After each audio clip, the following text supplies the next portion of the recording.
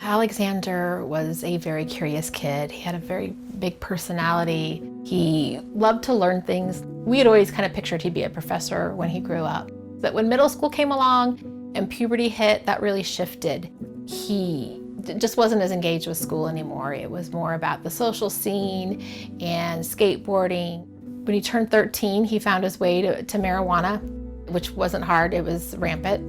But he also discovered that it quieted his mind, that out of control feeling of puberty, as far as he saw it, it was helping him with that. Of course, as far as we saw it, it was damaging him for the long term. So we enrolled him in a mood and anxiety program that treated minor substance use.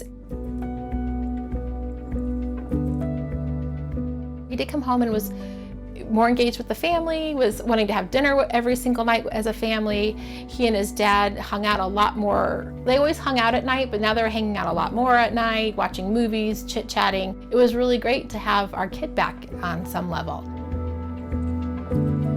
He started spending a little bit more time in his room. Then one night he came to us and said, "I gotta talk to you." And he said, "I wanted to try Oxy just to see what it felt like. I looked up how much to take for my size so I wouldn't get hooked. But it really has a hold on me and I don't understand why."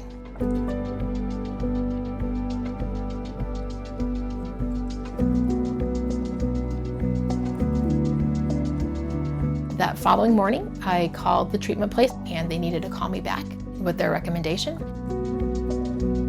I had to go wake him for an orthodontist appointment. It was about 9 a.m. and I knocked on his door, and as soon as I knocked on the door, just something wasn't right. And I went in his room and he was, looked like he had just fallen asleep on his beanbag chair. But he was blue. He wasn't breathing. I could tell he wasn't here anymore.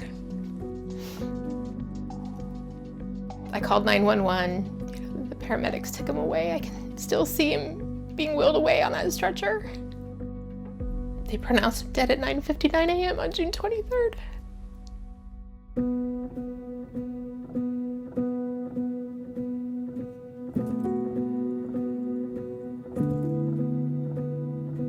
That night when Alex was telling us what was going on, he told us that he had connected with a dealer through Snapchat.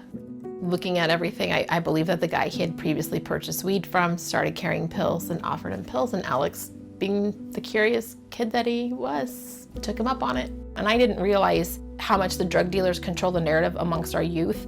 These dealers just have a lot of pull and a lot of influence on our kids, and our kids believe them. They believe that these dealers are their friends.